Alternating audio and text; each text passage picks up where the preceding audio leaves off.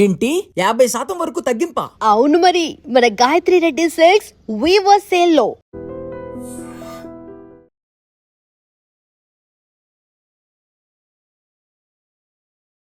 మీ మీద తెలుగు ప్రేక్షకులకి, తెలుగు ప్రజలకి ఉన్న లవ్ Yeah. 10 ఏళ్ల గ్యాప్ తర్వాత కూడా ఇంతమంది ఇంత ప్రేమ చూపిస్తున్నప్పుడు మీకు ఎలాంటి ఫీలింగ్ ఉంటుంది?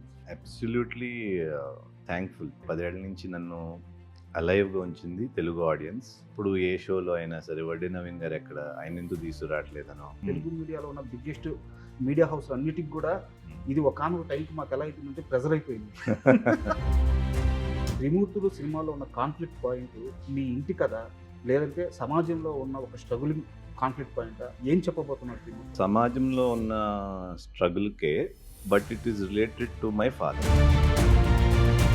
సార్, యాక్చువల్గా మీరు ఇండస్ట్రీలోకి ఈ 10 సంవత్సరాల గ్యాప్ తీసుకున్న తర్వాత నవీన్ నువ్వు రావాలి, నీకు ఒక ఫ్యాన్ బేస్ ఉంది, సో ఎందుకు ఆగుతున్నామని మిమ్మల్ని చాలా బలంగా అడిగిన ఒక స్టార్ హీరో ఉన్నారు. నన్ను ఎప్పుడూ ఒక బ్రదర్ లాగా ట్రీట్ చేస్తాను. ఎఫెక్షన్ ఎందుకో తెలియదు, ఆయన మీద నాకు ఎఫెక్షన్, ఆయనకి నా మీద. పాపం మనసులో ఉండదు ఎందుకు చేయట్లేదు ఏంటి, ఆయన అట్లా కూడా ఇబ్బంది పెట్టరు. ఉదయ నవీన్ గారు డే 1 నుంచి కూడా సినిమా అంతా నా మీద నడవాలి, సినిమాలో నేనే కనిపించాలి అన్న పర్సన్ కాదు. ఉదాహరణకి మీకు చిన్న ఎగ్జాంపుల్ చెప్తాను. పెళ్లి బ్లాక్ బస్టర్ ఉంది.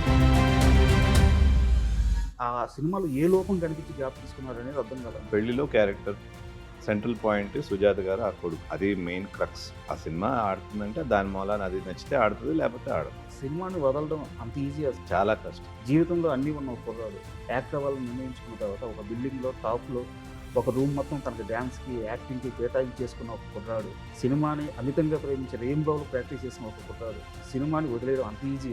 ఎంత కష్టమైనా నాకేమనిపించిందంటే, ఒకటి ఎన్నిసార్లని ఆడియన్స్ని డిసప్పాయింట్ చేస్తాను, వాళ్ళు ఎన్నిసార్లు థియేటర్కి పంపించి బోర్ కొడుతున్నారు అని ఎన్నిసార్లు అని.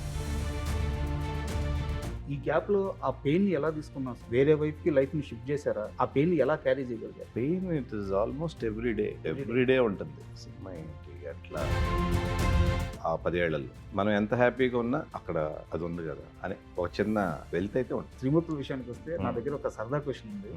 హీరోయిన్ పేరు రాసిస్తుంది కదా, మిమ్మల్ని రాసి వదిలేటట్లేదు. రాసి ఉండాలి కదా. ఎప్పుడైనా ఈ గ్యాప్లో కానీ ఈ మధ్యకాలంలో కానీ ఎప్పుడన్నా రాసి, మహేశ్వరి, శ్రీకాంత్ గారు. మీ సినిమాల్లోనే ఎందుకు సార్ పాటలు అద్భుతంగా ఉంటాయి? జాబిలమ్మ నీకు అంత కోపమా, జాజి పూల మీద జాలి చూపుమా. లైఫ్ టైము అలా ఉండిపోతాయి అట్లా. ఆ రోజుల్లో పాటలు చాలా బాగుంటాయి. నా పాటలు మటుకు ఎందుకు బాగుంటాయండి, చంద్రబోస్ గారు, సిరివెన్నెల గారు మీకు చాలా అద్భుతమైన పాటలు యూత్కి బాగా కనెక్ట్ అయ్యే విధానం. యవ్వన వీణ పూలవాన. ఫాదర్ గారు చనిపోయిన తర్వాత మీరు తీస్తున్న ఫస్ట్ మూవీ, ఒకవేళ కానీ నాన్నగారు ఉంటే చాలా హ్యాపీగా ఫీల్ అయ్యేవారు. 100% చాలా హ్యాపీ. ఇలాంటి ఒక స్టార్ హీరోని కొడుకుగా పొందారు, ఎంత ఆనందం పొందుంటారు. డెఫినెట్గా. సో ఈ రోజు ఉండుంటే ఏం మిస్ అవుతున్నారు నాన్నగారు? ఆయన ఎంత హ్యాపీగా ఉండేవారు అనేది అది ఒకటి మిస్సింగే ఉంది.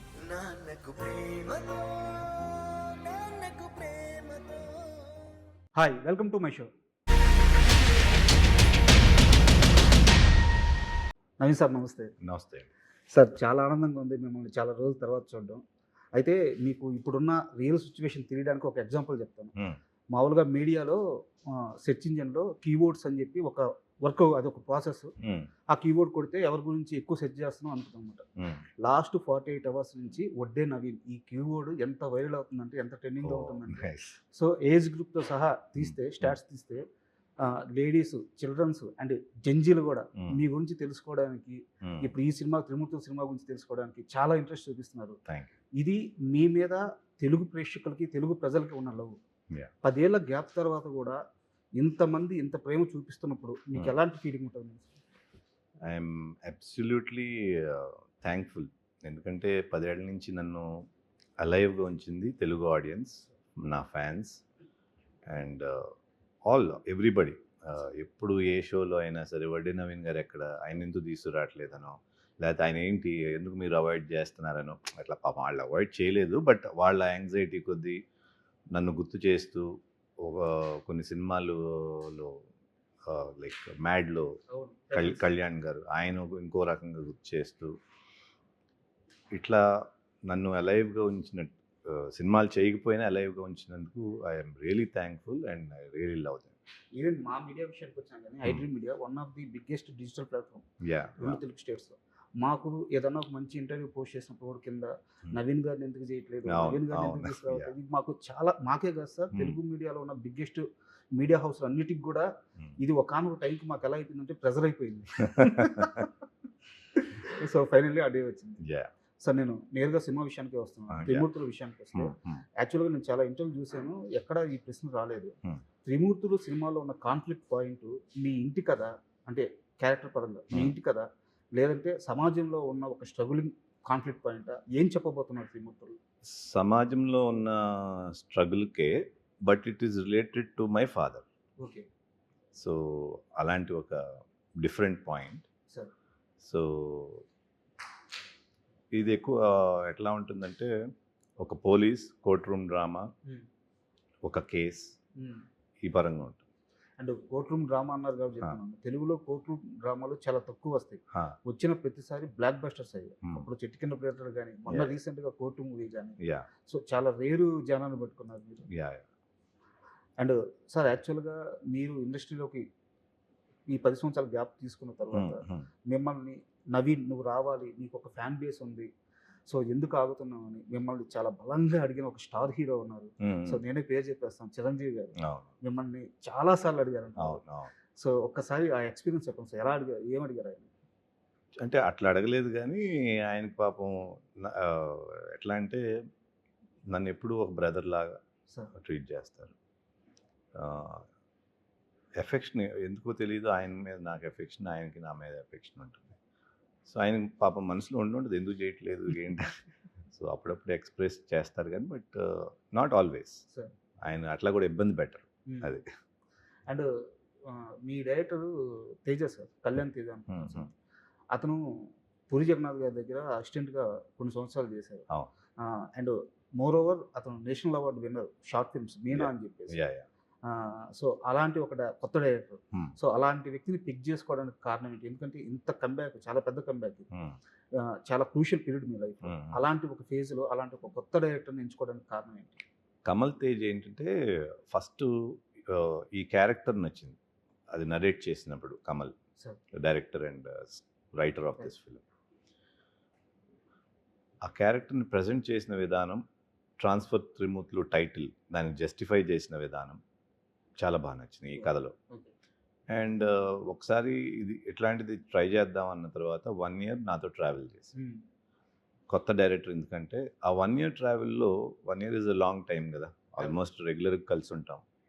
అతను ఏం చేయగలడు, అతని స్క్రీన్ ప్లే ఏంటి, స్క్రీన్ ప్లే ఎట్లా ఎట్లా మార్చాడు ఇంకా బెటర్మెంట్ చేయటానికి, ఆ క్యారెక్టర్స్ని ఎట్లా పర్ఫార్మెన్స్ చేసి చూపించాడు, ఇవన్నీ చూసుంటాం కదా. సో దాంతో కాన్ఫిడెన్స్ వచ్చింది. ఓకే అండ్ మీరు చాలా ఇంటర్వ్యూలో ఇప్పుడు చెప్పింది ఏంటంటే, నేను ఫేజ్ గ్యాప్ తీసుకునే ఫేజ్ రావడానికి కారణం ఏంటంటే, నాకు నచ్చిన నాకు కావాల్సిన క్యారెక్టర్స్ రాకపోవడము, సో ఆ సినిమాలు రాకపోవడం అని చెప్పారు.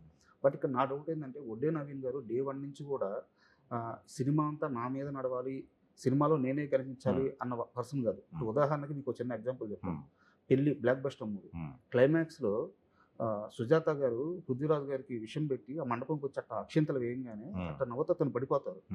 ఆ మీద ఒక బ్యాక్గ్రౌండ్లో సాంగ్ ప్లే అయ్యి ఎండ్ కార్డు కూడా ఆమె క్యారెక్టర్ మీదే పడుతుంది. సో ఒక సినిమా క్లైమాక్స్ మొత్తాన్ని సుజాత గారికి ఇచ్చేశారు ఆ వయసులో, మీ సెకండ్ మూవీ. సో అలాంటి ఒక నవీన్ గారికి ఆ డేర్ ఉంది మీకు ఫస్ట్ నుంచి కూడా. అలాంటి నవీన్ గారికి ఆ సినిమాలో ఏ లోపం కనిపించి గ్యాప్ తీసుకున్నారు అనేది అర్థం కాల నాకు. అంటే ఇప్పుడు పెళ్ళి ఎగ్జాంపుల్ నా హిట్ అయిన సినిమాలు ఎగ్జాంపుల్ చెప్తే, పెళ్ళిలో క్యారెక్టర్ సెంట్రల్ పాయింట్ సుజాత గారు ఆ కొడుకుది, అవును అది మెయిన్ క్రక్స్. ఆ సినిమా ఆడుతుందంటే దాని మూలాన అది నచ్చితే ఆడుతుంది, లేకపోతే ఆడదు. కరెక్ట్. సరే దాని మూలాన మనకు పేరు రావచ్చు, నేను కూడా యాడ్ అవ్వచ్చు, అది వేరే విషయం. First cinema is important, then character. So నేను అప్పుడు ఫ్రెష్ కాబట్టి నాకు అంత ఎక్స్పీరియన్స్ లేదు, అంతంత పర్ఫామ్ చేయగలను కూడా నాకు కొంత ఎక్స్ప్లోర్ అయితేనే కదా తెలిసేది. సో అట్లా ఉండేది. దెన్ తర్వాత మన సిచ్చుడు, స్నేహితులు, ఇవన్నీ కొంచెం నార్మల్ క్యారెక్టర్స్ లాగా వచ్చింది. ఈ చేస్తూ ఉండగా చాలా బాగుంది వచ్చింది. అక్కడ మళ్ళీ క్యారెక్టరైజేషన్ మీద ఇంపార్టెన్స్తో అవును. అది చేయటం. అట్లా 1 బై 1 ఇవాల్వ్ అవటం అయింది. అగైన్ నా ఊపిరి వచ్చేటప్పటికి మొత్తం ఈ క్యారెక్టర్దే ఉంటుంది, but it's entirely different character. అవును. సో అట్లా ఎన్నుకోవటం జరిగింది. సో అంటే అలాంటి ఒక ప్రయాణం తర్వాత లాస్ట్కి వచ్చేలేకే మీ మనసుకు నచ్చలేదా? ఇప్పుడు ఈ క్యారెక్టర్లు చెప్పాను కదా, ఉమ్, ఇట్లాంటి క్యారెక్టర్లు మళ్ళీ ఇంకా రాదు. ఉమ్, మళ్ళీ హీరోగా వస్తున్నాయి, క్యారెక్టర్ ఆర్టిస్ట్గా వచ్చినాయి ఇన్ బిట్వీన్. బట్ వాటిల్లో నాకు పర్ఫామ్ చేయడానికి కానీ యాంగ్జైటీ అండ్ ఇంట్రెస్ట్ క్రియేట్ అవ్వాలి. బట్ సినిమాని వదలడం అంత ఈజీయా సార్? అంటే మీకు ఒక చిన్న ఎగ్జాంపుల్ చెప్తాను. జీవితంలో అన్నీ ఉన్న ఒక కుర్రాడు, ఈవెన్ బీటెక్ చదివేటప్పుడు కూడా ఒక సొంత కారు వేసుకొని సొంత కారులో తిరిగే ఒక కుర్రాడు, యాక్టర్ అవ్వాలని నిర్ణయించుకున్న తర్వాత ఒక బిల్డింగ్లో టాప్లో ఒక రూమ్ మొత్తం తనకి డ్యాన్స్కి యాక్టింగ్కి కేటాయించేసుకున్న ఒక కుర్రాడు, సినిమాని అమితంగా ప్రేమించే రెయిన్బోలు ప్రాక్టీస్ చేసిన ఒక కుర్రాడు, 10-12 ఏళ్ళ కెరియర్ గ్రాఫ్లో 30కి పైగా సినిమాలు చేసిన ఒక కుర్రాడు, సినిమాని వదిలేయడం అంత ఈజీయా? చాలా కష్టం, చాలా కష్టం. కానీ ఎంత కష్టమైనా నాకేమనిపించిందంటే, ఒకటి నాకు ఇంట్రెస్ట్ క్రియేట్ అవ్వకపోవటం, ఇది అలాంటి సబ్జెక్ట్స్ రాకపోవటం. ఇంకోటి, ఎన్నిసార్లని ఆడియన్స్ని డిసప్పాయింట్ చేస్తాం. సార్ మన ప్రేక్షకులు ఉన్నారు, తెలుగు ప్రేక్షకులు, ఫ్యాన్స్ ఉన్నారు. ఉట్టి ఫ్యాన్స్ అనే కాదు, సినిమా చూసే అవును. ఎవళ్ళైనా సరే, అందరూ హీరోలు ఫ్యాన్స్ కూడా చూస్తారు సినిమా అనేది. అదేమి నా ఫ్యాన్సే చూస్తారని లేదు. బట్ ఎన్నిసార్లు డిసప్పాయింట్ చేస్తాం, వాళ్ళు ఎన్నిసార్లు థియేటర్కి పంపించి ఇది బోర్ కొడుతున్నాడు అని ఎన్నిసార్లు అనిపించుకుంటాం అనేది ఒక ఫ్యాక్టర్. అట్లాగే ప్యారలల్గా ప్రొడ్యూసర్స్కి డబ్బులు పోతాయి. సార్ ఎవరైనా డబ్బులు పోతే అది కష్టమే వాళ్ళకి, అది కొంచెం పెద్దది. సో ఈ 3 ఫ్యాక్టర్స్ ఉన్నాయి. సో ఇట్లా ఎందుకు చేయటం, నేను మళ్ళీ చేస్తే అట్లీస్ట్ నాకు కాన్ఫిడెన్స్ ఉండాలి, లేదా వాళ్ళకి కాన్ఫిడెన్స్ ఉండాలి, డైరెక్టర్ ప్రొడ్యూసర్కి. సార్ అట్లా కూడా ఛాన్సులు ట్రై చేసాం. సరే నేను చెప్పేవాడిని చేయటం అవసరమా, ఇదేమో వర్కౌట్ అవుతుందా లేదా అని. లేదు మాకు కాన్ఫిడెన్స్ ఉంది. ఓకే, మీ కాన్ఫిడెన్స్ ఉన్నప్పుడు మీ కాన్ఫిడెన్స్ మేబీ మీది కూడా అవ్వచ్చు కదా అని అట్లా కొంత ట్రావెల్ చేయడం జరిగింది. దెన్ ఒక పాయింట్లో ఇంక ఇది ఇట్లా వర్కౌట్ అవ్వదని చెప్పేసి కంప్లీట్గా కష్టమైనా కూడా దిస్ ఈజ్ రిక్వైర్డ్ అనిపించింది. ఈ గ్యాప్లో ఆ పెయిన్ని ఎలా తీసుకున్నారు సార్? అంటే వేరే వైపుకి లైఫ్ని షిఫ్ట్ చేశారా, వేరే వ్యాపకాల్లో పడిపోయారా, లేదంటే ఆ పెయిన్ని ఎలా క్యారీ చేయగలిగారు? Pain it is almost everyday ఉంటుంది. సినిమా ఏంటి అట్లా అని ఉంటుంది, మళ్ళీ మన లైఫ్లో మనం వెళ్తానే ఉంటుంది. అంటే బ్యాక్ ఆఫ్ ద హెడ్ అది ఉంటుంది, మన లైఫ్లో వెళ్తానే ఉంటుంది. ఎప్పటికీ ఆ ఫుల్ఫిల్మెంట్ రాదు ఆ 10 ఏళ్లలో. మంచి ఫ్యామిలీ ఉంది, అన్నీ ఉంటాయి, బట్ ఆ ఫుల్ఫిల్మెంట్ అనేది మీరు అన్నట్టు ఒక ఆర్టిస్ట్కి మంచి సినిమాలు చేయాలనే తపన ఉన్నప్పుడు అది రన్ అవుతానే ఉంటుంది మైండ్లో. మనం ఎంత హ్యాపీగా ఉన్నా అక్కడ అది ఉంది కదా అని ఒక చిన్న వెల్త్ అయితే ఉంటుంది. అంటే ఎందుకు అడిగానంటే సార్, మీ గురించి తెలుసుకునేటప్పుడు హీరోగా అవ్వాలని మీరు ఫిక్స్ అయిపోయిన తర్వాత అంత ఈజీగా మీకు ఆ ట్రాన్సాక్షన్ జరగలేదు హీరో అవ్వడం. అవును. సో మీరు ప్రాక్టీస్ చేస్తూ నైట్స్ పైన లైట్ వేసుకుని మీరు ప్రాక్టీస్ చేస్తూ రెయిన్బోలు కష్టపడింది కూడా తెలుసుకున్నాను అనమాట. సో సినిమాని అంత ప్రేమించిన వ్యక్తి కాబట్టి. సినిమా అంటే నాకు చాలా చాలా ఇష్టం సార్. నేను యాక్టర్ని అవ్వాలనేది నాకు బిగ్గెస్ట్ ప్యాషన్. అట్లాగే వచ్చాను నేను సినిమా. మా ఫాదర్ ప్రొడ్యూసర్ అనో లేకపోతే ఊరికనే అవకాశాలు వచ్చేస్తాయనో రాలా. యాక్చువల్గా మా ఫాదర్ ప్రొడ్యూస్ అయినప్పటికీ మా ఫస్ట్ సినిమా మేము రిలీజ్ చేయలేదు. బయట నుంచి ఆఫర్స్ వచ్చి మళ్ళీ దాని నుంచి రావటం జరిగింది. So there were lot of difficulties, pain ఉండింది, బట్ అచీవ్ చేయాలనే సంకల్పం మటుకు చాలా స్ట్రాంగ్. ఆ సంకల్పమే వాళ్ళ ఇప్పటి వరకు తీసుకొచ్చింది. కరెక్ట్ టైంకి వస్తున్నారు సార్, ఎందుకంటే ఆడియన్స్ మైండ్ సెట్ మారింది. ఇప్పుడు మీరు ఎప్పుడైతే సినిమాలకి బ్రేక్ ఇచ్చిన సమయం ఉందో అప్పుడు ఒక ఫ్యాక్షన్ మూవీస్ లేదా యాక్షన్ మూవీస్ ఇలాంటివి స్టార్ట్ అయిన పీరియడ్. బట్ ఇప్పటికి వచ్చేలేకే ఓటీటీలు వచ్చేసింది, కంటెంట్ బేస్డ్ కథలు చూస్తున్నారు, క్యారెక్టర్ బేస్డ్ కథలు చూస్తున్నారు. మన లాంగ్వేజ్ కాకపోయినా బయట నుంచి వచ్చిన సినిమా అయినా సరే, ముక్కు మొహం తిరిగిపోయినా సరే కథ బాగుంటే చూస్తున్నారు. సో మీ సినిమాల్లో ప్రతి సినిమాలో కథ అద్భుతంగా ఉంటూ వస్తుంది. సో కరెక్ట్ టైంలో కరెక్ట్ డెసిషన్ తీసుకున్నారు అనిపిస్తుంది. Thank you so much. And త్రిమూర్తుల విషయానికి వస్తే నా దగ్గర ఒక సరదా క్వశ్చన్ ఉంది. హీరోయిన్ పేరు రాశి సింగ్ కదా, మిమ్మల్ని రాసి వదిలేటట్లేదు. రాసి ఉండాలి కదా. అండ్ సో హీరోయిన్ గురించి చెప్పండి సార్, ఎలా పిక్ చేసుకుంటారు? Heroine she very professional, producers, actor. Sir అమ్మాయికి వేరే సెట్కి వస్తే వేరే మైండ్లో ఉండదు. క్యారెక్టర్ పని చేసుకోవటం సరదాగా ఉంటుంది. అది కూడా టు మేక్ కంఫర్టబుల్గా అందరికీ ఈగో ప్రాబ్లమ్స్, హై హెడెడ్నెస్ ఇవన్నీ ఏమి ఉండవు. Performer is an excellent performer. నా ఉద్దేశం నా అమ్మాయికి ఏ క్యారెక్టర్ ఇచ్చినా బాగా చేయగలుగుతుంది. బట్ మంచి క్యారెక్టర్స్ పడాలి కదా ఎవరికైనా. అండ్ ఎలాగో రాశి గారి ప్రస్తావన వచ్చింది కాబట్టి సో రాశి గారితో మీరు అద్భుతమైన సినిమాలు చేశారు. సో ఇప్పుడన్నా ఈ గ్యాప్లో కానీ ఈ మధ్యకాలంలో కానీ ఎప్పుడన్నా మీరు నటించిన హీరోయిన్స్ని కానీ హీరోస్తో కానీ కలవడం కానీ మాట్లాడడం కానీ ఎప్పుడన్నా ఎవరితో ఎక్కువ ఫ్రీక్వెంట్గా కలుస్తారు? ఫ్రీక్వెంట్గా అంటూ ఎక్కువ ఎవరితోనూ లేదు. బట్ అడపదడప రాశి, మహేశ్వరి, శ్రీకాంత్ గారు, సంగీత అంటే కలిసినప్పుడు కలవటానికి గురించి సెపరేట్గా ఏమీ ఎఫర్ట్ పెట్టం, కానీ కలిసినప్పుడు we have a good time. మొన్న కూడా ఒక షోకి వెళ్తే శ్రీకాంత్ గారు, రాశి, లయ వీళ్ళందరూ ఉన్నారు. చాలా బాగా అనిపించింది. మళ్ళీ మన హోమ్కి మనం వచ్చాము, మన ఇంటికి వచ్చామన్న ఫీలింగ్ అనమాట. ఆ జ్ఞాపకాలను గుర్తు జ్ఞాపకాలు. అండ్ మోరోవర్ నాకు ఫస్ట్ నుంచి కూడా మీ సినిమాల్లోనే ఎందుకు సార్ పాటలు అద్భుతంగా ఉంటాయి అంటే వాటికి లైఫ్ టైమ్ అలా ఉండిపోతాయి అన్నమాట. వాటికి ఎక్స్పైరీ డేట్ ఉండదు మీ పాటలకి. ఒకటి ఆ రోజుల్లో మ్యూజిక్ ఇస్ మీకు తెలుసు కదా, చాలా మంది పాటలు కూడా ఆ రోజుల్లో పాటలు చాలా బాగుంటాయి. నెక్స్ట్ నా పాటలు మటుకు ఎందుకు బాగుంటాయి అంటే లక్. ఎందుకంటే నా ప్రొడ్యూసర్స్, డైరెక్టర్స్ నాకు అట్లాంటి పాటలు ఇచ్చారు కాబట్టి నేను చేసింది ఏం లేదు. So I'm lucky that. And ఈ మధ్యకాలంలో రిలీజ్ అయిన సినిమాల్లో ఒక సినిమా మాత్రం అంటే మీకు పడి ఉంటే మీ క్యారెక్టర్కి మీకున్న ఈ ఫాలోయింగ్కి ఫ్యాన్ ఫాలోయింగ్కి కరెక్ట్గా మ్యాచ్ అయ్యే కథ అనిపించింది నాకు మనశంకర్ వరప్రసాద్ సార్. ఓకే. అంటే ఒక ఫ్యామిలీ, ఆ ఫ్యామిలీని కాపాడుకోవడానికి ఒక లవబుల్ పర్సన్, సో ఆ బ్యాక్ ఎండ్లోని ఫ్యామిలీని కాపాడుకుంటూ సో మీకున్న ఫ్యాన్ ఫాలోయింగ్ అంతా lady fan following, family audience, so అలాంటి ఒక కథ మనశంకర్ వరప్రసాద్ లాంటి కథ కానీ మీకు దొరికితే నాకు చాలా నచ్చింది. శంకర్ వరప్రసాద్ మెయిన్గా చిరంజీవి గారి క్యారెక్టర్, ఆయన ఆ స్థాయి నుంచి దిగి చేయటం ఉంది కదా, చాలా బాగా అనిపించింది. ఆ క్యారెక్టరైజేషన్ బాగుంది. ఎస్, డెఫినెట్లీ అలాంటి సినిమాలు వస్తే ఎందుకు వదులుకుంటాం అసలు. అండ్ మీ కెరీర్లో మీకు ఇందాక మనం సాంగ్స్ గురించి మాట్లాడుతున్నాం కాబట్టి చంద్రబోస్ గారు, సిరివెన్నెల గారు మీకు చాలా అద్భుతమైన పాటలు ఇచ్చారు. సో చంద్రబోస్ గారితో అంటే మీకు చాలా పాటలు రాశారు ఆయన. అవును. సో చంద్రబోస్ గారు అక్కడి నుంచి ఒక ఎలాంటి ఒక స్థాయికి వెళ్ళిపోయారో మీరు చూస్తాను, ఆస్కార్ రేంజ్కి వెళ్ళిపోయారు. సో ఆయన చూసినప్పుడు ఎట్లా అనిపిస్తుంది? చాలా ఆనందంగా ఉంటుంది. చంద్రబోస్ గారు ఫస్ట్ నుంచి ఏంటంటే ఆయన మాటల్లో సింప్లిసిటీ ఉంటుంది. చంద్రబోస్ గారే కాదు, సీతారామ శాస్త్రి గారు సేమ్. ఈయన కొంచెం డెప్త్ ఉంటుంది, ఆయన సరదా ఉంటుంది. చంద్రబోస్ గారు యూత్కి బాగా కనెక్ట్ అయ్యే విధానం ఉంటుంది. సో అట్లా అంత బైక్ రావటం అంటే ఐఎమ్ రియలీ హ్యాపీ. అండ్ త్రిమూర్తుల విషయానికి వస్తేనే చాలా మంది దగ్గర నేను వినింది ఏంటంటే సెకండ్ హాఫ్ వదిలిపోయింది. యాక్చువల్గా ఆ క్లైమాక్స్ సీక్వెన్స్ ఒకటి, సెకండ్ హాఫ్ ఒకటి సినిమాకి ప్రాణం అని చెప్తున్నారు. ఎక్కడైనా సరే సెకండ్ హాఫ్ బాగుంటే సినిమా ఖచ్చితంగా హిట్ అవుతుంది. సో కాన్షియస్గా తీసుకున్న జాగ్రత్త అది సెకండ్ హాఫ్ని ఈ విధంగా ప్యాక్డ్ లాగా చేయాలి అని చెప్పేసి.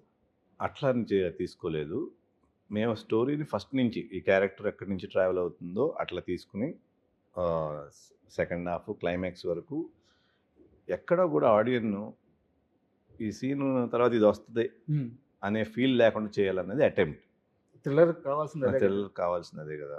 సో అలాంటి అటెంప్ట్ చేసాం మేము. స్క్రిప్ట్ అంతా చేసుకుని విన్నప్పుడు మాకేమనిపించింది అంటే ఫస్ట్ హాఫ్ ఈజీగా వెళ్ళిపోతుంది, బికాస్ కొంచెం ఎంటర్టైన్మెంట్ ఉంది, ఒక ఫైట్ ఉంది, మంచి సాంగ్స్ అట్లా ఉన్నాయని. సెకండ్ హాఫ్కి వచ్చేటప్పటికి ఏమన్నా కొంచెం సీరియస్నెస్ ఎక్కువ అంటారా అట్లా అనుకున్నాం. బట్ చూసిన వాళ్ళు కంప్లీట్ ఆపోజిట్ ఇచ్చారు. సెకండ్ హాఫే హుక్ అయ్యాము, క్లైమాక్సే హైలైట్ అని అట్లాంటి ఫీడ్బ్యాక్ వచ్చింది ట్రాన్స్ఫర్ త్రిమూర్తి. సో అది మేము ప్లాన్ చేసింది కాదు, మేము స్టోరీగా చేసుకున్నాం. కానీ ఫస్ట్ హాఫ్ బాగుంటుందా, సెకండ్ హాఫ్ బాగుంటుందా, ఏది బాగుండాలనేది మేము ప్లాన్ చేసింది కాదు. ఓవరాల్ స్టోరీ ఇంట్రీగింగ్ ఉండాలి, ఆడియన్స్ నెక్స్ట్ ఏంటి అనేది గ్రిప్పింగ్గా వెళ్ళాలనే యాంగిల్లో చేసింది తప్పితే ఆడియన్ ఇక్కడ ఇది చేస్తాడని మాకు భయం ఉంటుంది కదా. మనం ఎంత చేసుకున్నా కూడా సెకండ్ హాఫ్ ఏమనుకుంటాడో, ఆడియన్ ఎలా పర్సీవ్ చేస్తారు, ఒక్కోసారి సినిమాలు చాలా హెవీగా అంటారా, అట్లా లేకుండానే చేసాం. అయినప్పటికీ ఏది ఎట్లా రిసీవ్ చేసుకుంటారు అనేది ఆడియన్స్ మనకు తెలియదు కదా. సో అండ్ ఈ సినిమాలో చాలా బ్యూటీగా అనిపిస్తుంది అంటే క్యారెక్టరైజేషన్ కానిస్టేబుల్గా తీసుకోవడం. ఎందుకంటే ఒక కంబ్యాక్ ఇచ్చే తర్వాత నేరుగా ఒక పెద్ద స్థాయి క్యారెక్టర్ రాసుకొని ఒక్కసారిగా ఒక మాస్ యాక్షన్లా తిప్పకుండా ఒక కానిస్టేబుల్ స్థాయి వ్యక్తి తనకు వచ్చిన కాన్ఫ్లిక్ట్ని ఎలా సాల్వ్ చేసుకుంటూ వెళ్ళాడని చెప్పడంలో ఒక బ్యూటీ ఉంటుంది. అవును. సో ఈ డిసిషన్ ఎలా తీసుకున్నారు సార్? ఈ డెసిషన్ ఎందుకు తీసుకున్నామంటే నేను ఆఫ్టర్ అ లాంగ్ టైం వస్తున్నా. ఫస్ట్ ఫ్రేమ్లోనే ఆడియన్స్ నాతో కనెక్ట్ అవ్వాలి. ఇది కాన్షియస్గా తీసుకుంది. రాగానే వీడు ఎన్కౌంటర్ స్పెషలిస్టు లేకపోతే ఒక ఎస్ఐ క్యారెక్టర్ దిగంగానే డైనమిక్ అట్లా ఉండకూడదు. కామన్ మ్యాన్కి దగ్గరగా ఉండి ఫస్ట్ త్రిమూర్తుల క్యారెక్టర్ని లైక్ చేయాలి, స్లోగా లవ్ చేయాలి, స్లోగా అటాచ్ అయిపోవాలి అనే పాయింట్ ఆఫ్ వ్యూలోనే క్యారెక్టర్ని అండర్ డాగ్ కింద తీసుకో. అండర్ డాగ్ అంటే ఒక చిన్న కానిస్టేబుల్. ఆ కానిస్టేబుల్తో ఫాలో అవుట్ ఈజీగా ఉంటుంది అప్పుడు ఆడియన్కి. ఈడేంటర్ ఎంత పెద్దగా ఏదో హైఫై హీరో లాగా వచ్చాడు అట్లా ఉండకూడదు. సో ఇదివరకు నా సినిమాల్లో లాగా క్యారెక్టర్ని యాక్సెప్ట్ చేయాలి. సో ఆ క్యారెక్టర్తో నవీన్ యాక్సెప్ట్ చేయడం కాదు, క్యారెక్టర్తో నవీన్ యాక్సెప్ట్ చేయాలనేది అటెంప్ట్. నన్ను మీరు క్యారెక్టర్ అన్నారు కాబట్టి మీది మనసిచ్చి చూడే సినిమా ఉంటుంది సార్. అందులో ఆ క్యారెక్టర్తో ఎంత లవ్లో పడ్డాం అంటే మా జనరేషన్ అప్పుడప్పుడే యుక్త వయసులోకి వస్తున్న పీరియడ్ అది. సో ఎంత అంటే ఒక అమ్మాయిని దూరం నుంచి ఇలా లవ్ చేయొచ్చా, వన్ సైడ్ లవ్లో ఇంత బ్యూటీ ఉంటుంది ఆ సినిమా చూస్తున్నాం సేపు. సో మనసిచ్చి చూడు సినిమా గురించి ఏదన్నా మీకు బాగా గుర్తుండిపోయే జ్ఞాపకం ఒకటి షేర్ చేయండి సార్. మనసిచ్చి చూడు సినిమా గురించి గుర్తుండేదానికంటే లైక్ ఐ సెడ్ ఆ సినిమాలో కూడా క్యారెక్టరైజేషన్ చూడండి. ప్రకాష్ రాజ్ గారి క్యారెక్టరు, రవితేజ గారి క్యారెక్టరు, సుహాసిని గారి క్యారెక్టరు అన్నీ ఒక మన ఇళ్లల్లో ఉన్న ఒక రియలిస్టిక్. నా ఫాదర్గా చేసిన వెంకటేశ్వరరావు గారి క్యారెక్టరు, నా క్యారెక్టర్ అవునండి. ఇప్పుడు ఫాదర్ అంటే భయపడుతూ కొంచెం జాగ్రత్తగా ఉండే and the whole thing has earthiness. మన విలేజ్లో మన అట్మాస్ఫియర్లో ఉంటే ఎట్లా ఉంటుందో మన కళ్ళ ముందు జరిగే కథలాగా ఈజీగా అటాచ్ అయ్యే కథలాగా ఉంటుంది. సో అట్లా it's a very good placed film. And దాంట్లోనే బోడి చదువులు వేస్ట్ అని చెప్పి ఒక సాంగ్ రాశారు సిరివెన్నెల గారు. ఆ సాంగ్ గురించి ఎన్ని దశాబ్దాలు చర్చ జరిగిందంటే ఆయన ఆ రోజు రాసిన ప్రతి మాట ఇప్పుడు కాలమానానికి ఇప్పుడున్న పరిస్థితులకి యాప్ట్గా సరిపోతుంది. ఎప్పటికీ సరిపోతుంది, అది యూనివర్సల్ కదా.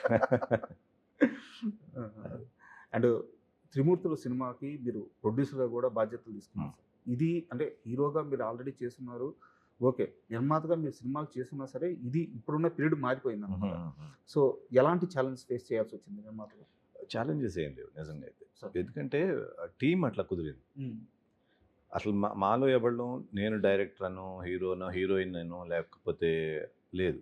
అందరూ ఈ సినిమా అట్లా ఉన్నప్పుడు ఏమవుతుందంటే మిగతా అన్నీ పోతాయి. పొద్దున్నే లేస్తే షూటింగ్కి వెళ్ళాలి, ఆ సినిమాని ఎట్లా బాగా చేయాలి, ఇదే ఉంటుంది మైండ్లో. అలా ఉన్నప్పుడు ఇంక ఛాలెంజెస్ ఏముంటాయి? అండ్ స్క్రిప్ట్ ప్రీ డిఫైన్డ్గా ఉంది. ఇది బౌండెడ్ స్క్రిప్ట్తోనే వచ్చాం మేము. సో అందరికీ అన్నీ తెలుసు, అందరికీ రీడింగ్ ఇచ్చాం మొత్తం యూనిట్కి. సో వాళ్ళకి ఏంటంటే ఎవరికాళ్ళు నేను చేయాలి బాగా.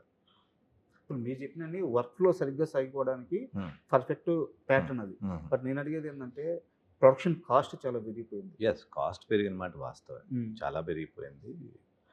బట్ అట్లా ఉంది, ఏం చేయాలి. సో సిద్ధమై దిగారు. సిద్ధమైంది. అండ్ బ్యూటీ ఏంటంటే ఓటీటీ అసలు చాలా ముందు క్లోజ్ చేసేసారంట. వాళ్ళకి చూపించగానే సినిమా చూపించాము. జనరల్గా షో రూల్ చేస్తారు, 5 minutes show rule.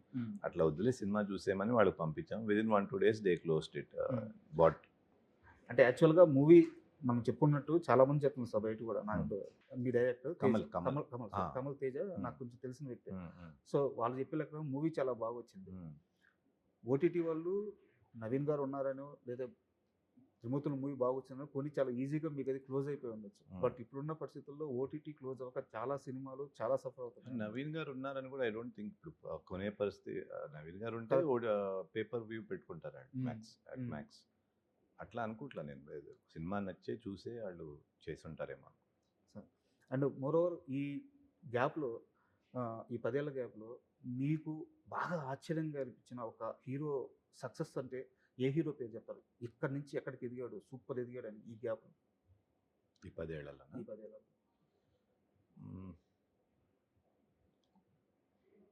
Allu Arjun.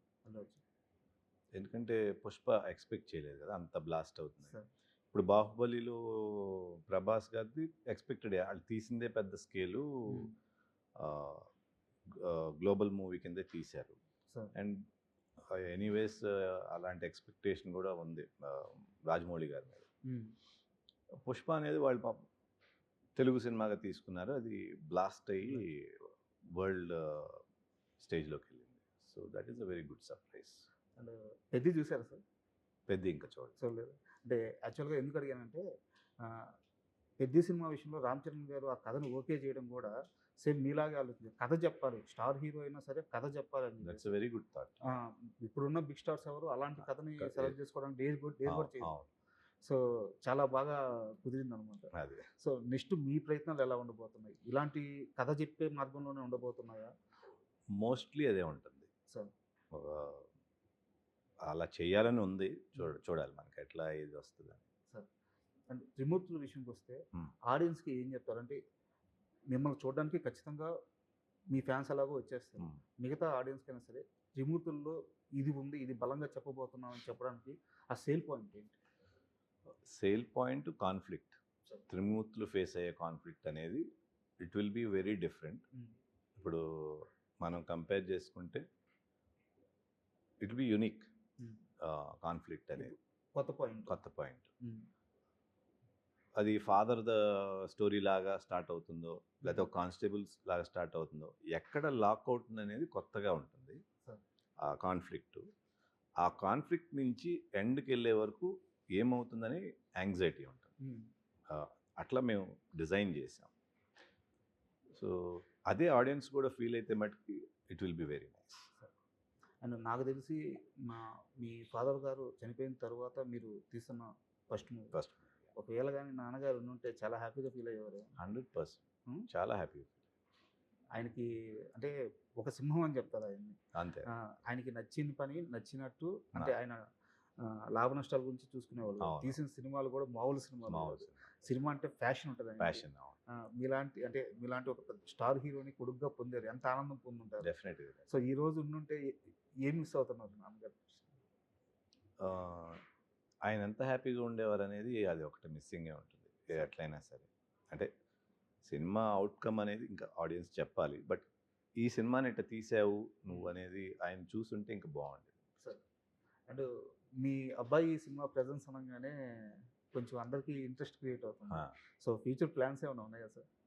ఇప్పటికైతే ఏమీ లేదు, but present Vadde Jishnu presents అని వేసాము. So let us see. Sir, thank you very much, sir. Thank you so much. And for more videos, Please subscribe to iDream. Please subscribe to iDream. Please subscribe iDream. And please subscribe to iDream. For more videos, subscribe to iDream. please like, share, and subscribe to the channel. Congratulations, iDream. Subscribe to iDream. Subscribe to iDream. So subscribe to iDream Media.